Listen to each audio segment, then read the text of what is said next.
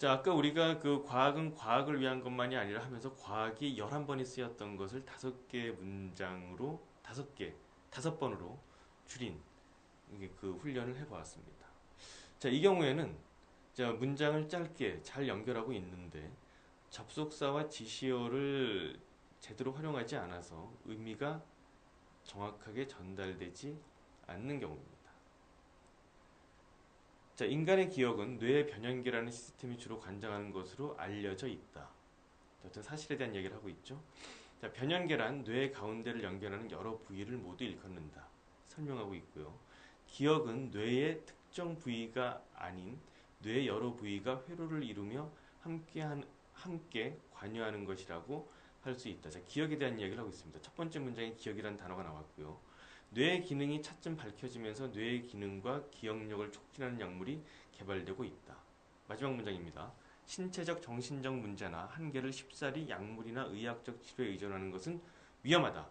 자, 앞에 그 네 번째 문장에서는 그러한 기억력을 촉진하는 약물이 개발되고 있다라고 이야기했고, 마지막 문장은 그런 약물에만 너무 의존하는 것은 위험하다고 이야기하고 있습니다. 두 개의 문장이 서로 역접의 관계가 놓여져 있습니다. 하지만 그 두 문장 사이에는 어떠한 고리도 사용되고 있지 않습니다. 물론 우리가 그 글쓰기에 대한 공부를 할 때 그런 얘기를 합니다. 비유적으로 상수일수록 가능한 못을 쓰지 않는다라고 이야기합니다. 상수는 좋은 목수일수록 남대문이 무너지고 다시 재건하고 있죠. 그래서 좋은 목수일수록 못을 함부로 쓰지 않습니다. 따라서 접속사를 많이 쓰는 것도 우리가 주의해야 합니다.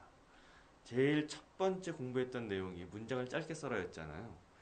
그 다음에 학생들이 범하는 오류가 문장을 짧게 쓴 다음에 문장과 문장 사이에 딱 접속사를 넣는 겁니다. 그리고 그러나 또한 어찌하면 그렇게 되면 그 문장은 난삽해서 읽을 수가 없습니다.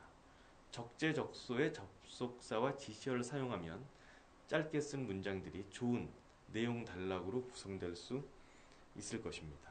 자, 수정해 봤습니다. 자, 아까 말씀드린 두 번째 문장, 변연계란 뇌 가운데를 연결하는 여러 부위를 모두 일컫는다. 설명했고요. 따라서 기억은, 첫 번째 문장이 기억과 관련된 키워드가 들어있었죠. 따라서 기억은 뇌의 특정 부위가 아닌 뇌의 여러 부위가 회로를 이루며 함께 관여하는 것이라고 할 수 있다. 했습니다. 그 다음 문장, 약물이 개발되고 있다고, 마지막 문장은 그것과 역접의 관계에 놓여 있는 내용이니까 그러나, 지금 이 단락 안에서 따라서와 그러나를 두 번 사용함으로써 이 단락 자체가 완벽한 내용 단락으로 구성될 수 있었고, 이 글을 읽는 독자들도 정확하게 의미를 파악할 수 있게 되었습니다. 자, 접속사와 지시어를 적절히 활용하면 좋은 문장을 쓸 수 있습니다. 상대방을 효과적으로 설득할 수 있습니다. 쓰지 않는 이유는, 여러분들이 근데 이런 것들을 쓰지 않는 이유는 내 머릿속에는 이미 그런 것들이 다 들어와 있고 나는 알고 있기 때문에 그렇습니다. 자, 제가 여러분들에게 아주 중요한 팁을 하나 알려드리죠. 좋은 글을 쓰기 위한 첫 번째 조건이 뭐냐? 어떤 마인드를 가지고 글을 쓰면 좋은 글을 쓸 수 있느냐? 친절한 글쓰기가 되어야 합니다. 상대방이 모른다고 간주해야 됩니다. 그렇게 되면 좋은 글을 쓸 수 있습니다. 대개 학생들이 처음에 가져온 글들을 가지고 우리가 그 첨삭을 해보면 아주 불친절한 글쓰기가 되어 있습니다. 주어 생략되어 있고요. 문장 길어지고요. 독자를 배려하지 않는 것이죠. 친절한 글쓰기로 친절하게 글을 써야지 라고 생각만 하셔도 많은 부분들을 스스로 필터링할 수 있게 될 겁니다. 자, 모두 다 친절한 사람이 될 수 있었으면 좋겠습니다. 자, 하나 더 볼까요? 자, 접속사와 지시어를 적절히 활용하라에 관련된 겁니다. 자, 이때 평형 분배 계수는 더 이상 작용할 수 없기 때문에 용질의 동결이 일어나게 되어 고체와 액체의 주성은 같게 되며 편석이 발생하지 못하게 된다. 급냉 응고된 재료는 열적 안정성이 나쁘다는 단점도 있지만 적극 이용하여 열 처리 효과를 높일 수 있는 장점도 있다. 인데 첫 번째 문장이 좀 긴데 일단 그것은 두고요. 우린 여기에선 지금 접속사와 지시어에 관련된 내용이니까 편석이 발생하지 못하게 된다. 다음에 우리가 그 문장을 받는 이렇게 급냉 응고된 재료는 이렇게 돼야 그 앞에 긴 문장들이 제대로 그 다음 문장과 연결될 수 있습니다. 그렇죠? 지시어를 하나 사용함으로써 전혀 다른 글이 될 수 있는 셈입니다.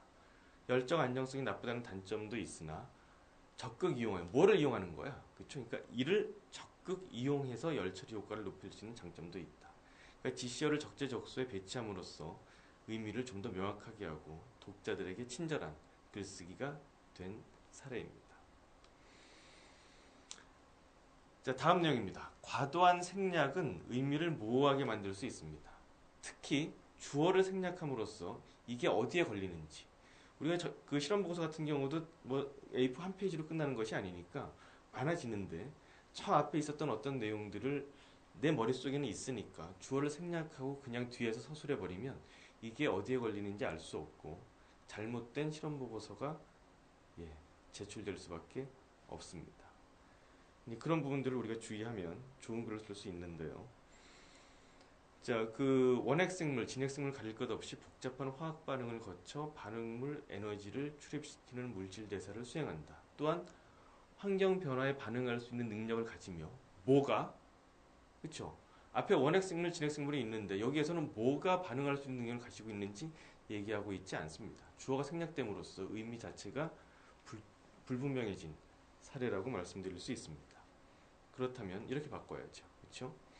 또한 두 경우 모두 그러니까 원핵생물과 진핵생물 모두 환경 반응에 반응할 수 있는 능력을 가지고 있고 이렇게 얘기가 되어야죠. 그렇죠? 맨 마지막 문장도 마찬가지입니다. 그 외에도 크기를 키우는 성장 기체수를 늘리는 생식을 수행한다. 뭐가? 원핵이 아니면 진핵이? 주어가 없음으로써 이 문장 자체가 어떤 제대로 설명하고 있는 게 될 수 없는 겁니다. 그러니까 그 외에도 원핵생물과 진핵생물은 이렇게 정확하게 주어를 밝힘으로써 의미를 정확하게 전달할 수 있습니다. 자, 이제 자주 틀리는 띄어쓰기와 자주 틀리는 표현들 몇 개를 살펴보고 마치려고 합니다. 자, 우리 조사를 적절하게 사용하는 것이 중요하다고 앞에 말씀드렸는데요. 조사하면 떠오르는 것이 은, 이가, 을 뭐 이런 것입니다. 그리고 조사는 언제나 앞의 말에 붙였으니까 정도는 우리가 알고 있습니다. 그런데 이음절짜리 조사들이 있는데 이건 이음절이니까 붙였으면 너무 길어지는 것 같아서 띄어쓰는 사례들이 아주 많습니다. 예를 들면 이런 것이죠. 밤 9시부터 새벽 6시까지 천체만원 경우로 별들을 관찰하였다. 했을 때 부터와까지는 조사입니다. 그러니까 언제나 앞의 말에 언제나 예외 없이 앞의 말에 붙여서 써야 하는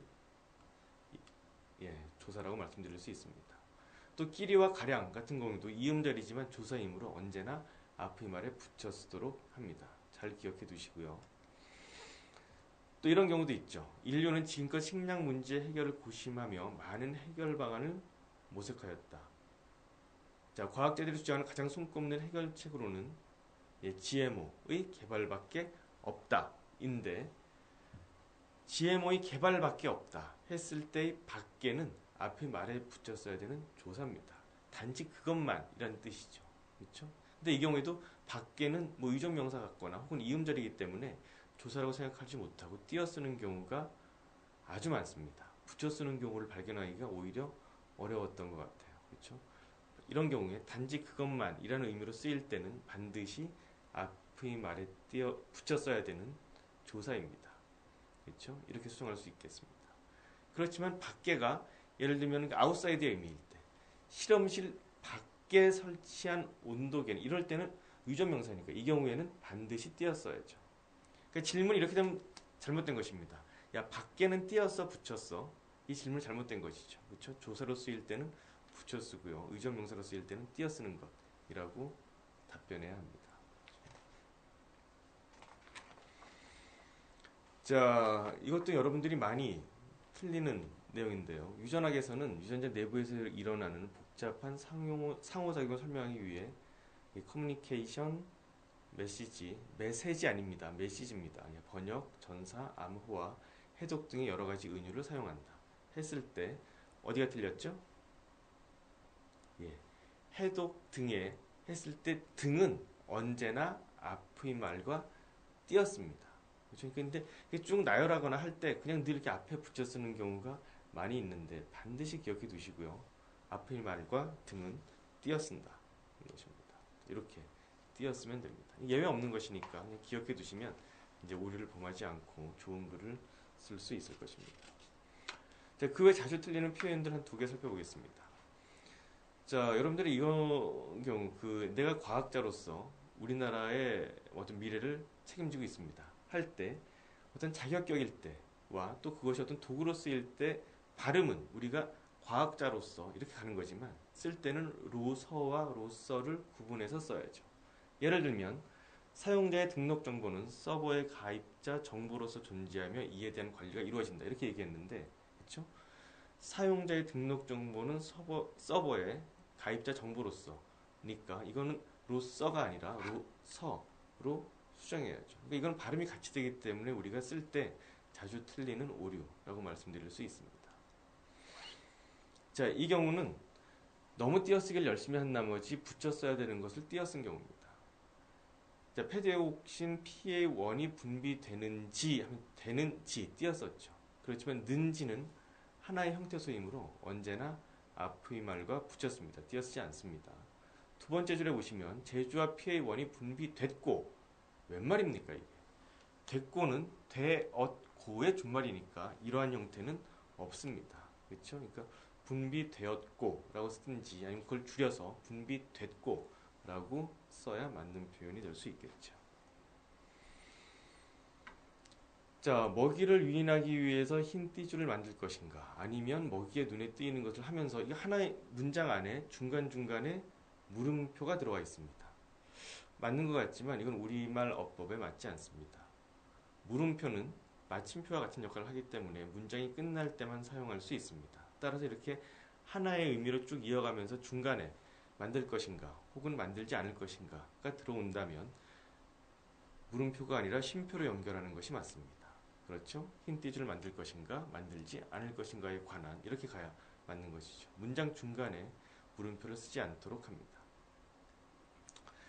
자, 수고하셨습니다. 우리가 지금 앞에 자주 틀리는 표현 10가지를 살펴보았는데요. 그러면 이제 마지막 이걸 언제 수정하지? 에 대한 내용이 남았습니다. 언제든지 수정할 수 있습니다. 지금 여기 나와 있는 것이 보면 계획하기에서부터 수정하기까지 있는데 중요한 것은 그 밑에 있는 모니터링의 과정입니다. 모니터링의 과정은 계획하기에서 수정하기까지 모두 다 적용되어 있습니다. 그러니까 언제든지 오류가 발견되면 그때 수정할 수 있는 것입니다. 그런데 많은 학생들이 한 번 글을 쓰면 야 이게 내가 어떻게 쓴 글인데 얼마나 애를 썼는데 해서 한 번 써놓고는 거기에 너무 만족한 나머지 그 글을 건드리려고 하지 않습니다. 그러면 그 글은 그 수준에서 멈추고 맙니다. 수정함으로써 퇴거함으로써 여러분들의 글은 한 그레이드 올라갈 수 있습니다. 오늘 강의한 내용들 잘 정리해 두셨다가 여러분들이 글쓰기 할 때 적용하시면 지금보다 훨씬 더 업그레이드된 발음이 잘 안 되네요.